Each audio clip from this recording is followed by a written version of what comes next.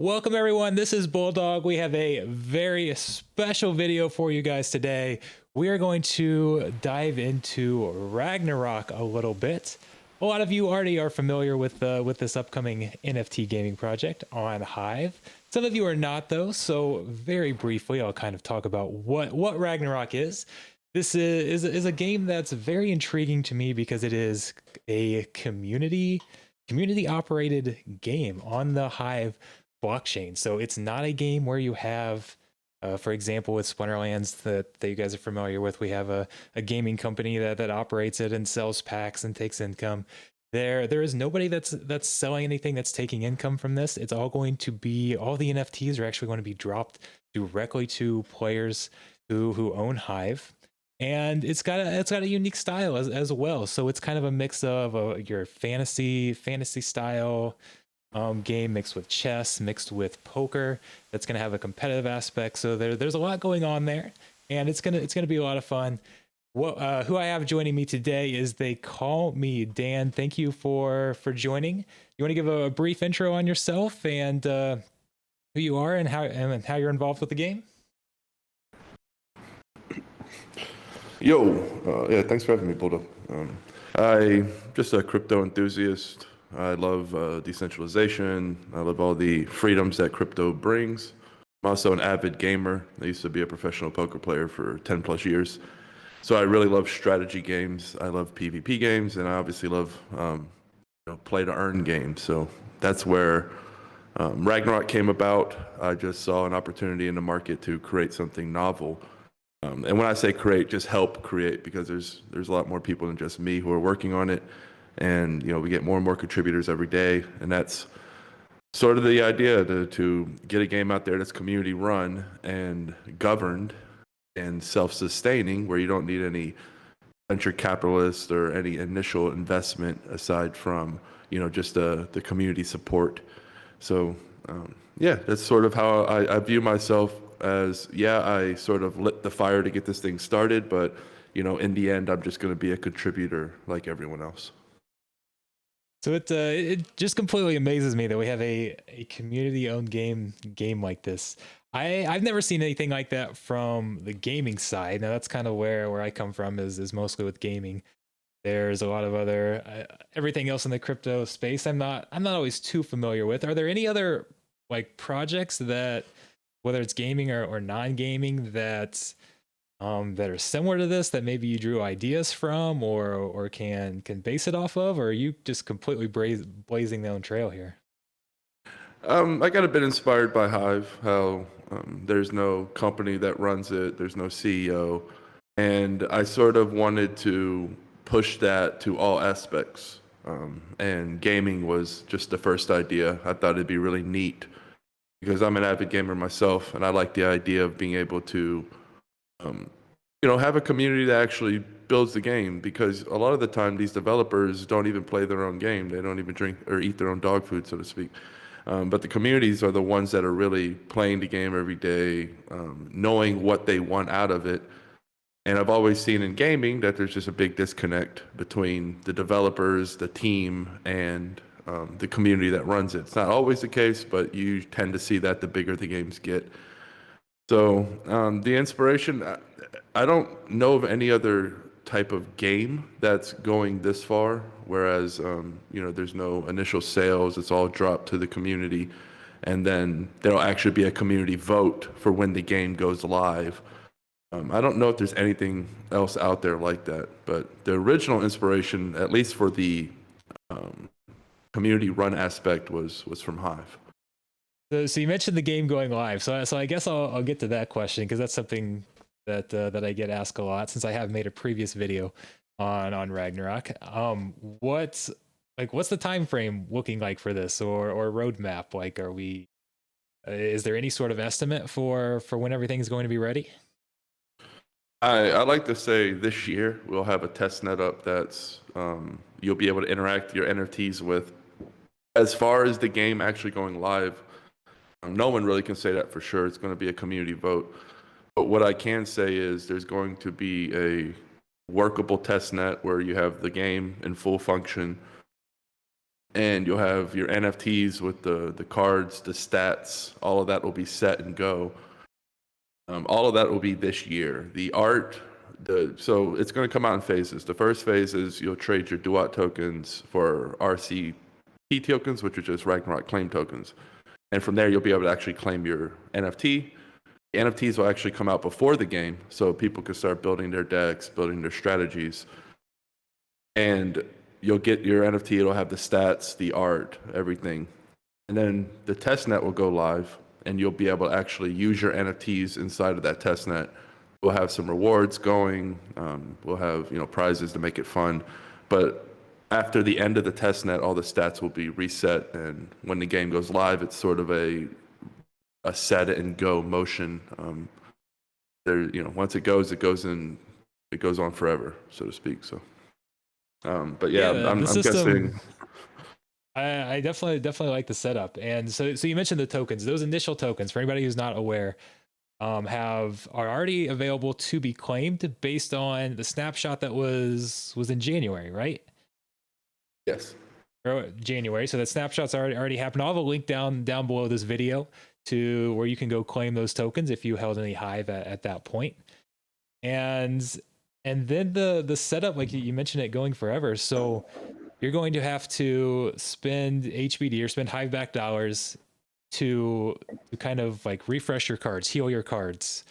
Is that correct?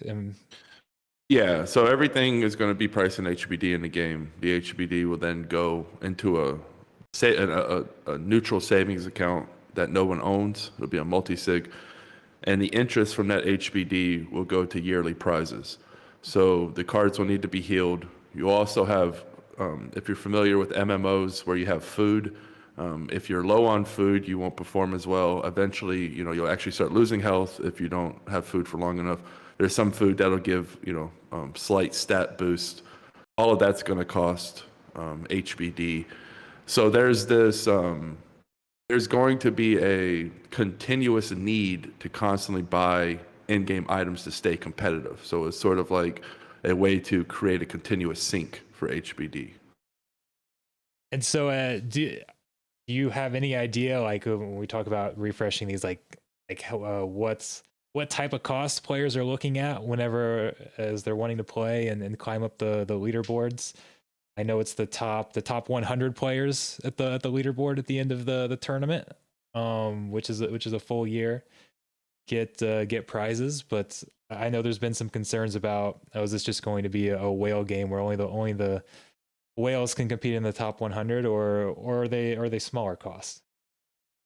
Yeah, the costs are going to be smaller and they're going to be fixed. It's almost like you're buying from a merchant in an in-game MMO. There's going to be a set price. That's the price. The whole deal here is to make it available to everyone. So not to price everyone out.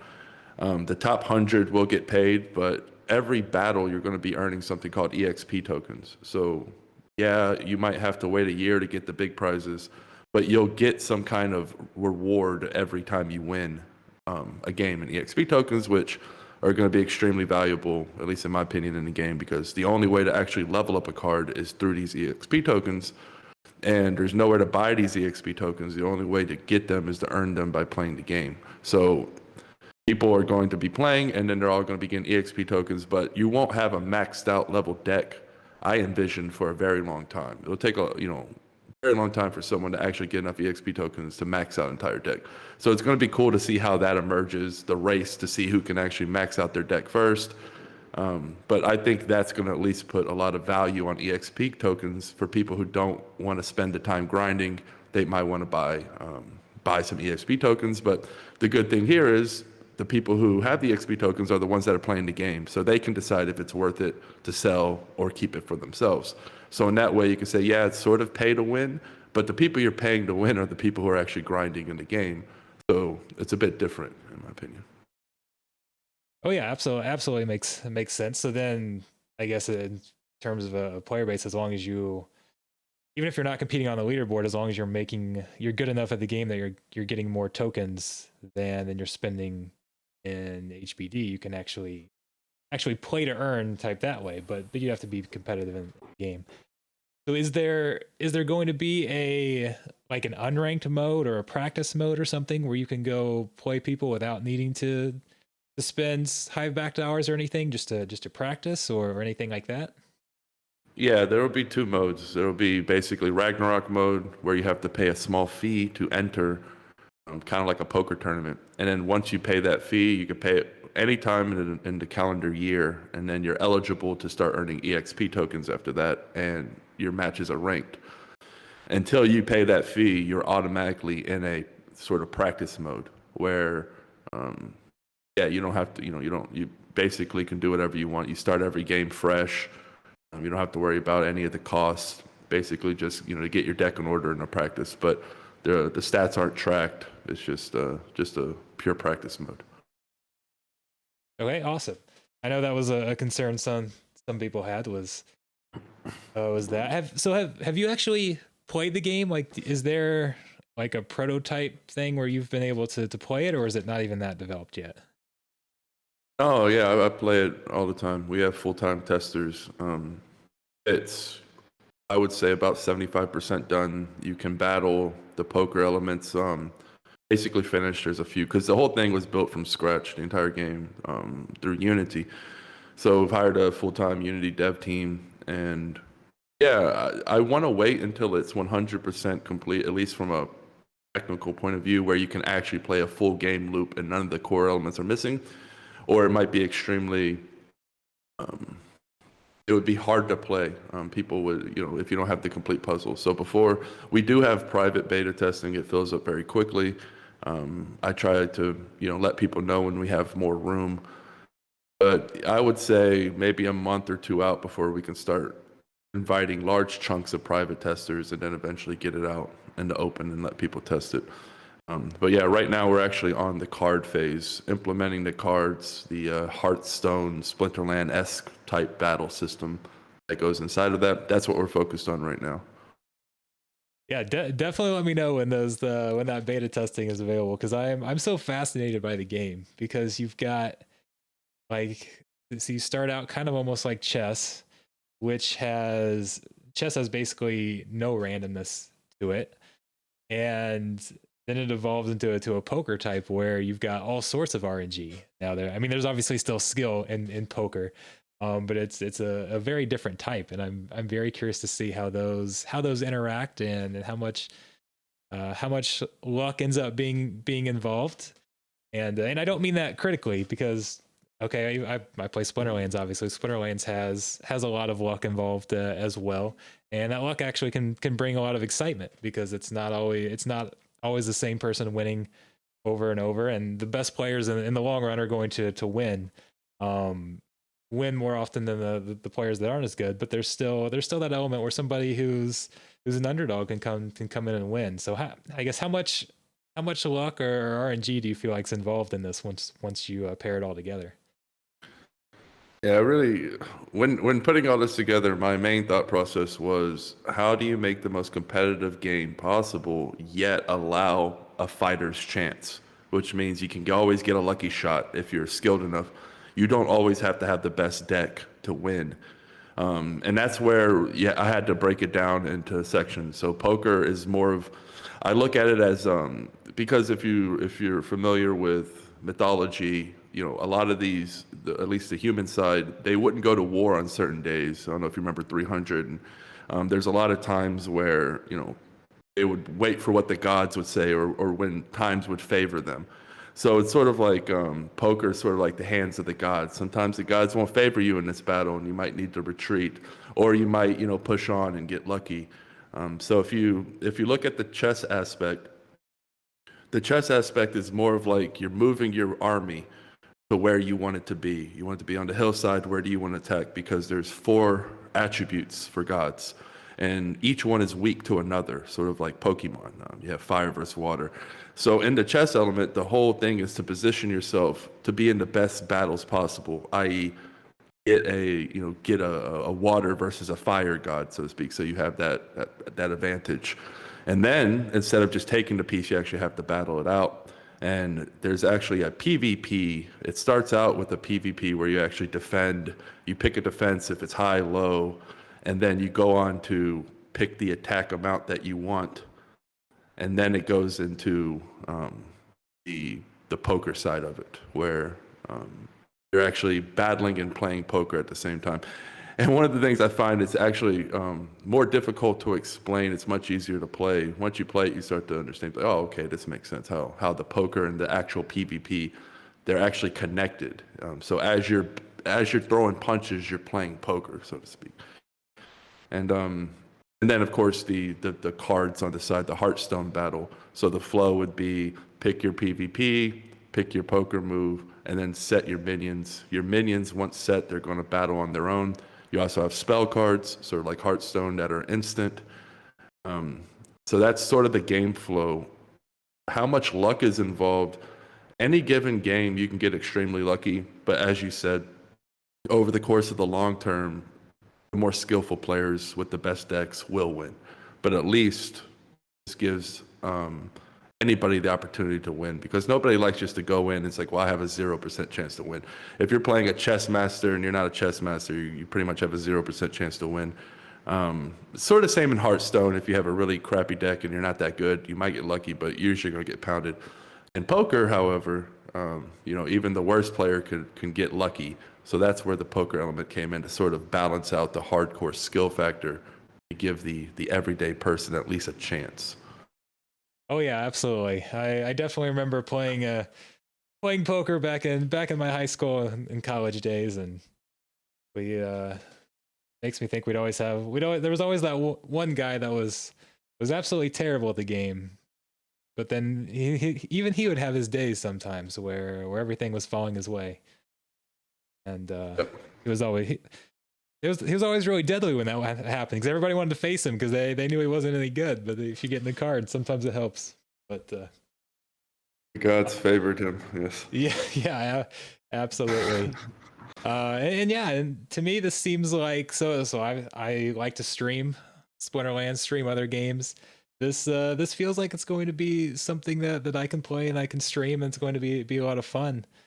How long is an average match? I know some things can vary with this type of thing, but how long are we looking at?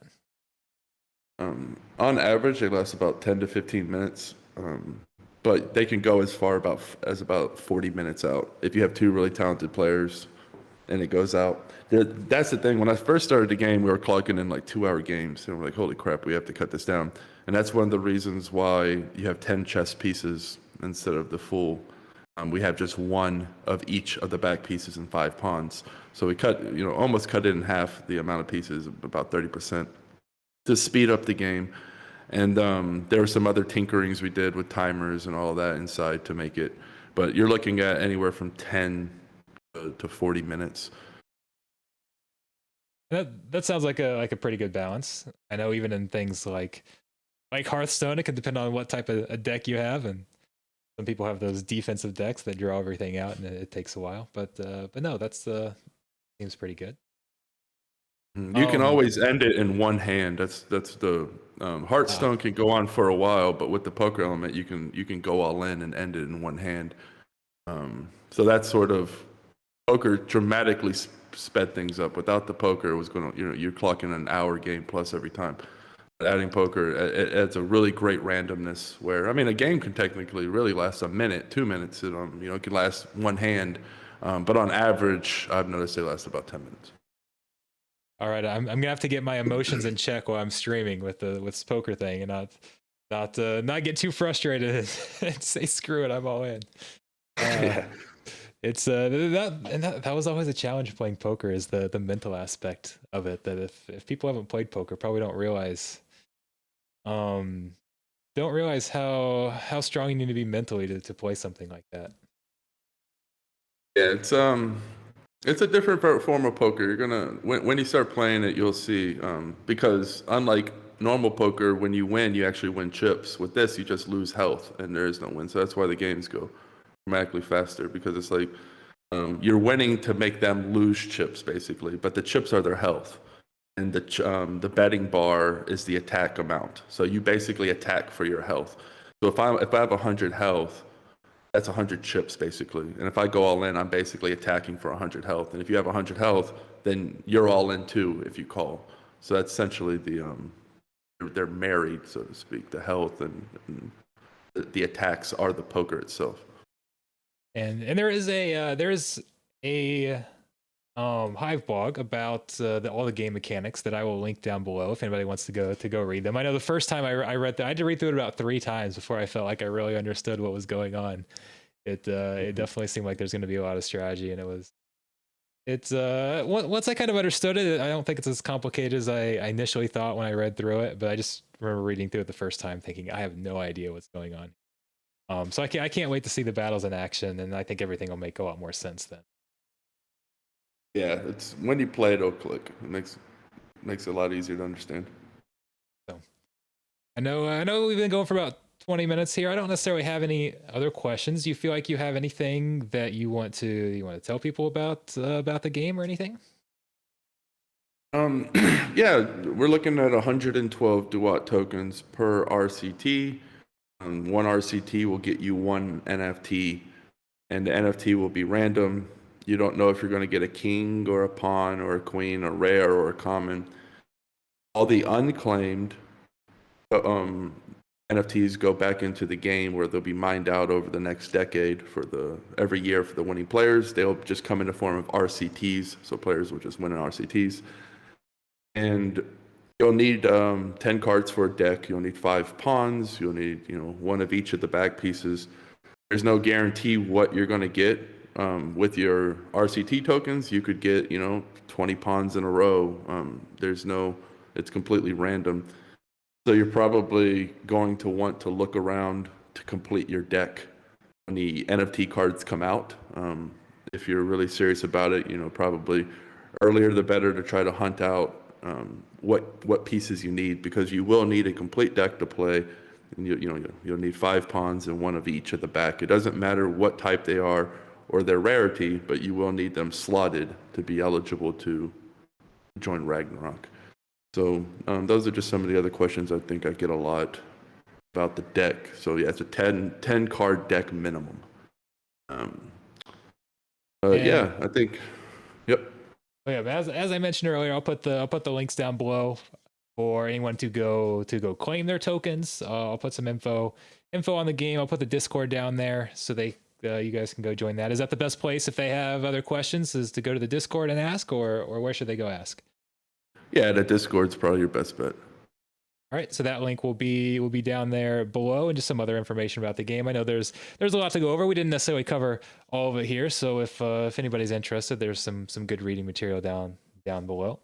So they call me Dan. Thank you very much for taking some time out of your day and joining. I appreciate it. This has been cool. I learned some new stuff myself, and I hope everybody enjoyed it. Yeah, I had a good time. I appreciate you having me on. Thank you, everyone. I can't wait for this game to come out. I will definitely be following along once it's here. We'll probably be streaming it on my channel. So I'll keep you guys updated. Make sure to subscribe to the channel. Stay in touch. I'll see you guys around.